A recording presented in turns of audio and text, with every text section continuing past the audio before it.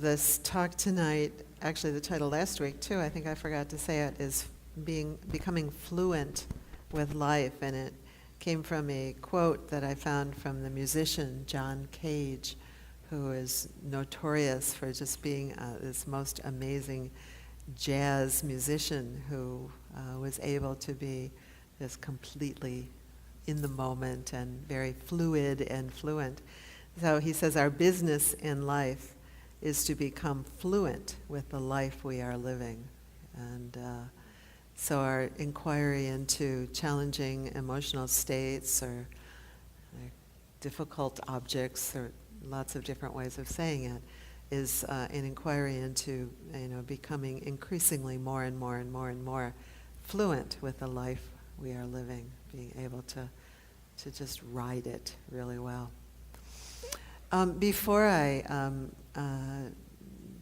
start my talk, I just wanted to make room. I'm sorry, I forgot to put the papers out after all that. So they're there now. So at the end, if if there's something that you want to write down, and I'll respond to next time, I'm glad to do that. But in the meantime, are there any questions that y'all have about maybe the meditation, or perhaps any of the discussions that I've offered so far? Anything that has come up that you wonder about? Yeah. I have a question about the end, non-self. Yeah. So if I conjured up feelings of, say, that I perceived that I had been taken advantage of, or Right. rejected or something, how does one, so that's a very personal perception, how would you Right. remove the self from that? Right. Pretty much everything, and any experience that any one of us has, we could say something similar. The invitation there is to see that very broadly. It is indeed happening in a relative sense to an individual person. There's this thing that happened, and then you experienced it, and it's coming up in the neurons in your brain and all the little different feelings that are going on in your body. It's true. But it's also true that this is part of being human. It's not that you have some kind of unique physiology, or that your psychology is so unbelievably unique that you are the only person in the world who ever experienced, X, fill in the blank. So the invitation is to see it, there is this particular circumstance I must respond to, but to also see it as this is part of the package. We get 2 eyes, 2 ears, a nose, freckles, we get all this stuff, and we get these feeling states, and we get the experience of praise and blame and fame and people not recognizing us, and pleasure and pain and gain and loss, and it's just part of the package. So it actually invites us to open our hearts to the experience of all beings. You see it. You see this arising, but there are beings who see it and are much more maybe addicted to it, in the sense of it consumes me. I mean, don't we see this in the news every day, where people who suffer with, grief and fear and hatred and all kinds of horrible experiences, but are then consumed by them. So the invitation is to see it, that grief and fear and hatred and sadness are not, I'm not special in that sense. And then to say, okay, but in another sense, I am special, in that this is what's arising for me. And so the invitation is for me to find a way of resolving this without adding to the suffering of the world, to my own suffering and the suffering of the world. Okay? Yeah. And that N, actually RAIN, that acronym, RAIN, in dealing with difficult emotions, it's really an important question. The N often gets a little bit of a short shrift, whatever it is, shrift, whatever. Because in order to understand the N, we really have to not take ourselves to be the center of the universe. Darn. Well, actually, darn, and also that's very good news. It's actually very good news. Yeah. Okay. Does that help? Yeah. Yeah. So, I had something. Yeah. Yeah. Yeah. Where? You. Yes. I did a little workshop just on emotional range, like how to kind of be with your life. And I guess I'm not at that middle place that you're kind of talking about, but I've gone to kind of the dark place, like Yeah. go to a very dark place. And then I've also been in the very other place. Right. Of knowing that through awareness that I can be where I am Yeah. and see wonder about me. But I find that sometimes I want to kind of force it to happen. I don't know how to quite explain it. Force it, Well, just being in the present. Okay, Being yeah, in the present yeah. moment, because I know that's what being awake and aware means, is that you're in that present Awesome. moment. Yeah. But I guess we go back and forth kind of in these emotional ranges. Yeah. And as far as ever coming to that that place of balance, Yeah. just being able to be with whatever Mhm. is. Yeah. I just wonder sometimes if, I know, I hear different words for that, that when you're able to have enlightenment or Mm. whatever coming to that place. But even after you do, you probably still have those places where you're Right. unbalanced or Well, whatever you're talking. yeah, I certainly do. I don't know. It's even possible to have moments of enlightenment and to be, to slip out of that range with some regularity.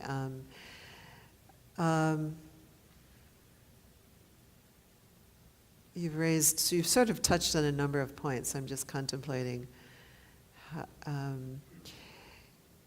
Going to the dark place, I want to talk about that. When we work with difficult emotions, we don't want to be, it's sort of like, if I'm learning how to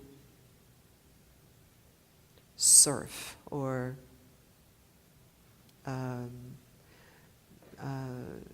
pilot a sailboat or something like that, neither one of which I know how to do, but they sound like good metaphors. If I'm learning how to surf, I don't really want to start in Hawaii, with those 50-foot waves. Nor, for that matter, do I even want to start with 12-foot waves or 6-foot waves, that we really want to gauge what our capacity is at any given moment for being aware of the experience, so not allergic to it, and not in it, not addicted to it, that we can have some awareness. If we're in a place where we're, you say, well, there's this dark place, and I can't find any room, I can't find any space to address this, then the invitation is actually to step back a bit and to nourish more what Bhikkhu Bodhi calls sturdy supports. Those places where we kind of need to take some time, we need to rest, we need to be. I was talking to a friend today who's very, very skilled, very, very skilled at navigating difficult emotions, and really got thrown off very badly on Sunday. And she spent all day today, yesterday, out in nature, walking and swimming and lying on rocks and, really nourishing her own capacity to do, if you will, the meditation we just did.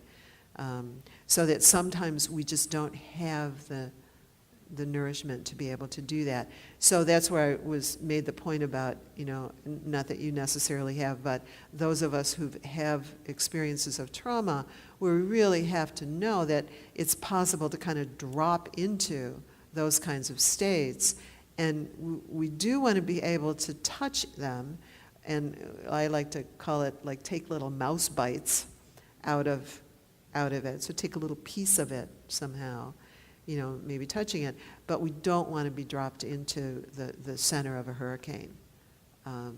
So that we want to be able to calibrate it. And for every single one of us in this room, the interpretation of that instruction will be different.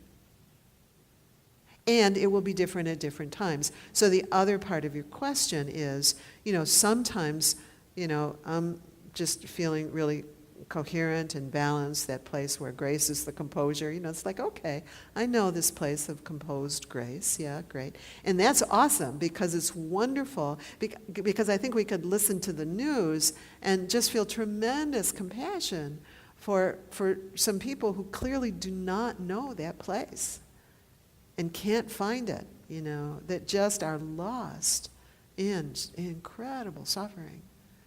So great. So we want to be able to at least have enough composure to know when we don't have composure and we need to kind of, build up our own resources, and then to address whatever it is that is wanting our attention. For some of these patterns that we bump into, there actually are three.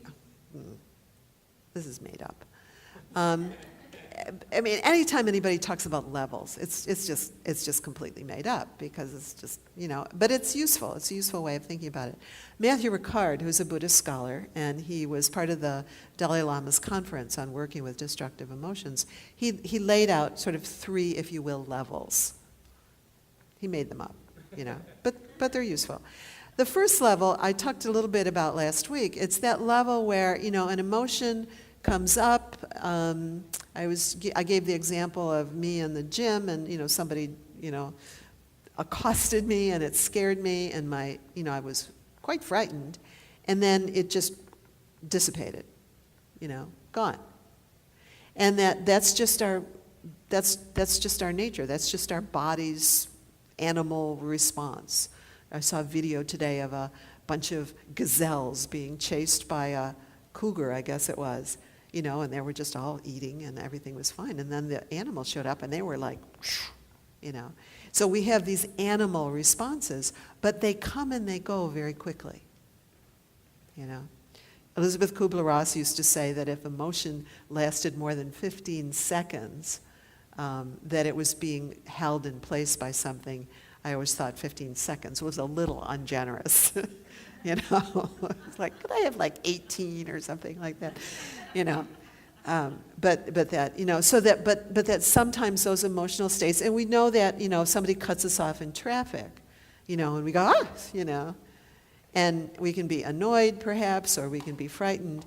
And if we're not feeding it, it can dissipate rather quickly. So the first layer is just that. It's just stuff. It's just part of being human. And the last layer, the third layer, is the one you're referring to in terms of if someone is fully enlightened, some of these unpleasant experiences may come up, but that they're not generating any kind of a destructive emotion. They're not kind of reaching.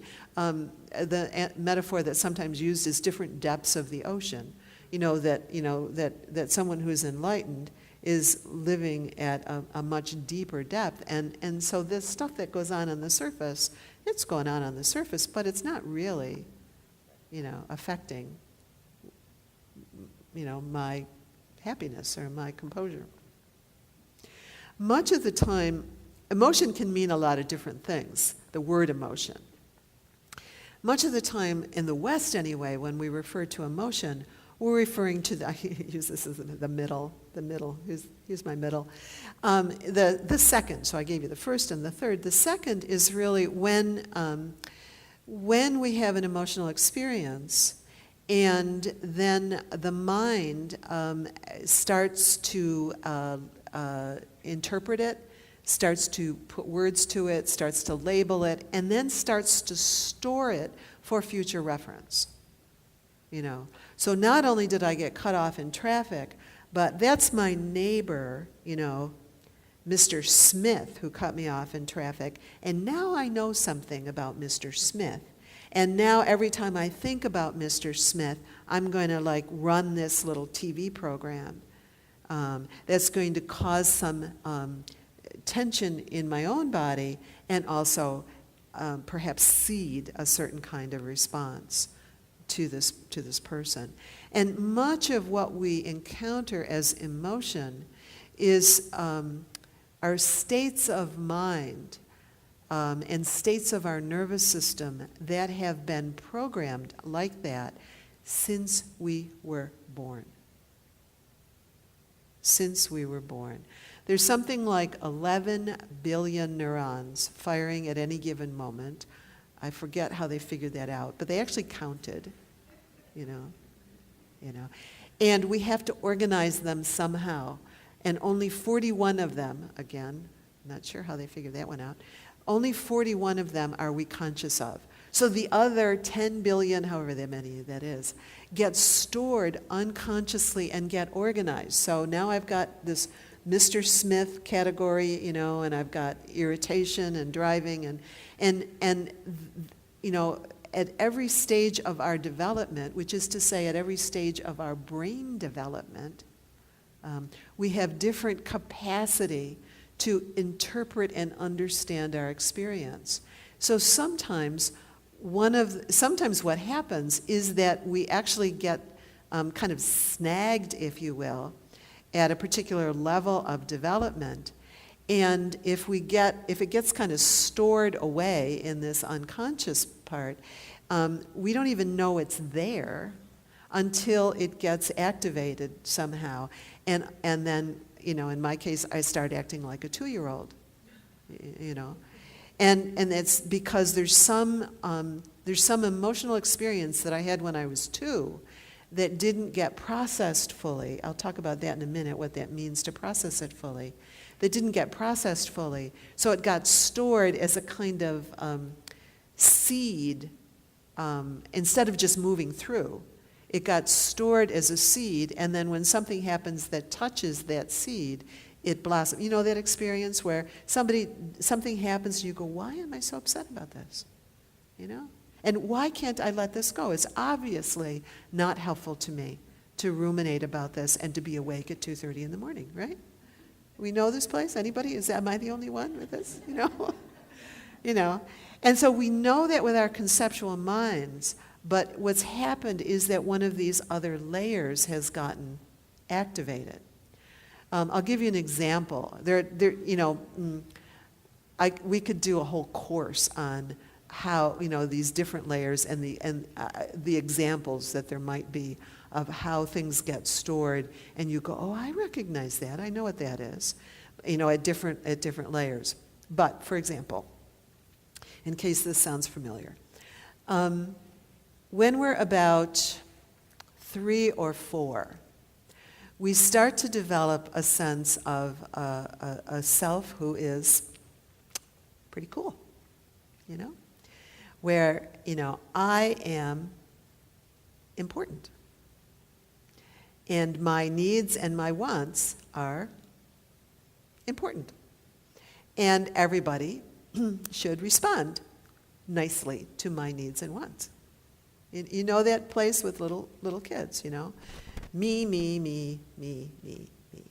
And so when we're around 3 or 4, it's totally normal that should happen, okay? And the way we grow out of that particular stage of development is to have adults around us, ideally parents around us, who see that, you know, who know that it's normal, who acknowledge it, who say,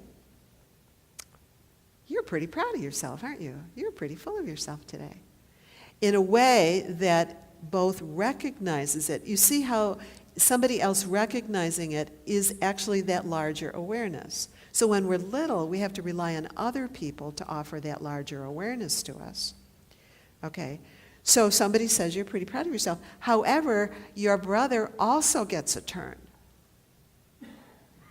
So, alas, you are not the only person in the world. So then gradually that little 3 or 4-year-old learns by age 5 or 6 that there are other people in the world who also have feelings and opinions, and that they're not necessarily the same as mine, and that I have to make room for them. Okay. However, if that reflection, if that awareness that when we're little is offered by other people, if that doesn't happen well, that little 3 or 4-year-old can become allergic if they're punished for being full of themselves. You think you're so smart, but you're not. And so it's like, oh no, I don't think I'm smart. I don't think I'm really very good at all. I'm not very good at anything. You know, so we become allergic to being powerful. Or alternately, if it's not confronted in the other direction of saying, you know, your brother is also, and you're not the only person in the world, we can become addicted to being powerful. I am the most important person in the world. Only my needs and wants and my thoughts are of value. And nobody else is as strong and capable and clever and powerful as I am. And we actually can get stuck, if you will, at that psychological level of development. The body can continue to grow, but that we're not, you know, we're not going forward. Now, in some cases, we can see where, you know, it gets kind of pretty pronounced. We could maybe look around and see some people. It's like, yeah, it's pretty pronounced. But we can also really appreciate the tremendous suffering that's involved in that kind of stuckness, of needing to constantly to be so afraid of our human vulnerability that we can't ever acknowledge any sense of uncertainty or confusion or weakness. What must life be like to have to relentlessly push that hard? Tremendous suffering. But we can get stuck there.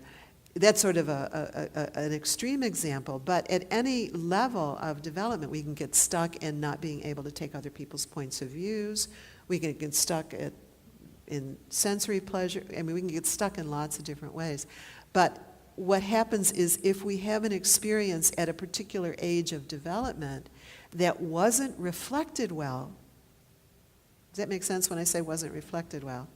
You know, it's like our meditation. It's like other people are meditating us as we grow. If it wasn't reflected well and we didn't learn how to be with it fluidly, then when something touches that place as grown-ups, it can come in, you know, come out like gangbusters, and that's that place where I start acting like a 3-year-old. You've heard me, many of you have heard me tell the story of, you know, when I was acting like a 2-year-old with my husband for like 10 years. Seriously. This event would happen, and I saw it happen, and for and I worked with it diligently, and it took me 10 years to unwind it such that it didn't happen anymore. I used to say, I can see that I'm acting like a 2-year-old, and indeed, I think it was actually something that was even younger than 2, because it didn't have any words. I never did understand what it was about. Never, there was never some eureka moment. It was like, oh, you remember that time when I was, nothing. I knew it had something to do with abandonment, but because of how it was manifesting, but there was no conscious recollection. So it was very, very young that there was something, some wound, that hadn't been reflected well, that was very strong, and that I would turn into a 2-year-old. I would be really unkind before he left to go away, and I would be a 2-year-old when he came back. So that something can touch these places, and I'm pretty good at this stuff, and it took me 10 years, So we have to be really kind, really patient. So the invitation is to kind of look with this spacious awareness, to bring energy as we can, to take ease as we need it, and to be really kind and patient. Somebody asked Trungpa one time, this practice that we're doing, somebody asked him a question, and Trungpa Rinpoche, and said, if, I forget what it was. It was like, I'm working with, sadness or something like that, or depression. He said, if I sit with this, in this way, he said, will it go away? And Trungpa said, no promises. Just keep with the practice. And I think what he meant there is, if we, sometimes we can find, that's that place where, we say, can you accept that it's there? And we can, if we look closely, sometimes we can see the mind go, I'll accept that it's there, but it better go away pretty quick, because, that place where it's not really accepting that it's there. It's like, you sucker, I'll accept that you're there, but if you don't go away in the next 5 seconds, I'm withdrawing my permission. And so that we really, so that it's really serious, a real acceptance, because it's the, Angel Williams was saying, grace is the composure. I'm going to read it to you again.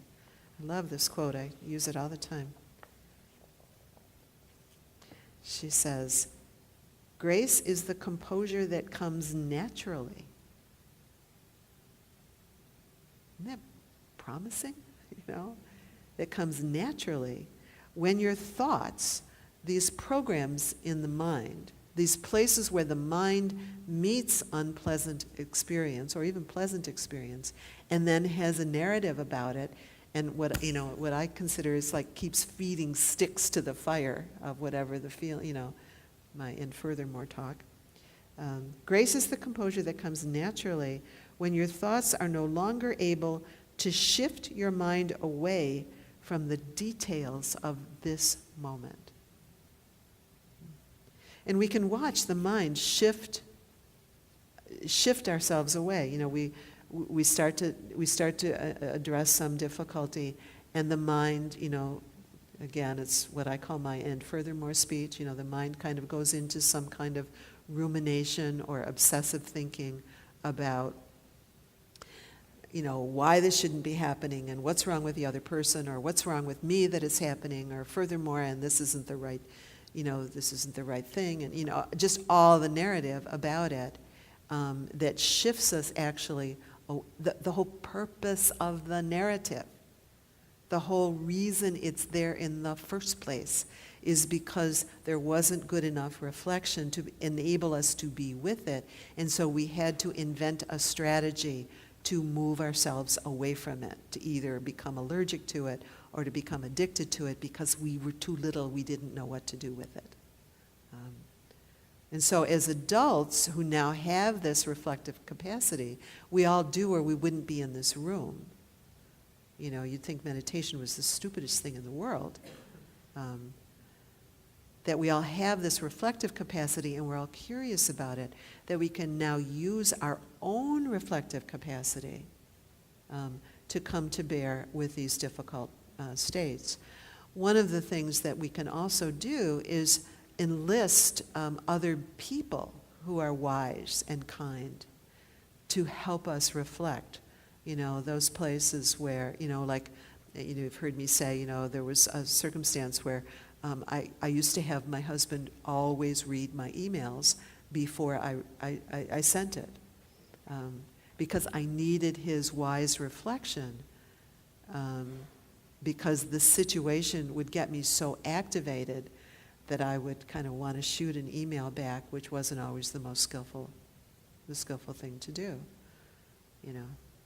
And he would most often say, delete that, let's talk. We'll talk about this a little bit. You know. So sometimes, you know, even as adults, we need the wise reflection of another because they can help us see some of these blind places, some of the places where we're either allergic or addicted, and we really just can't see clearly what's going on.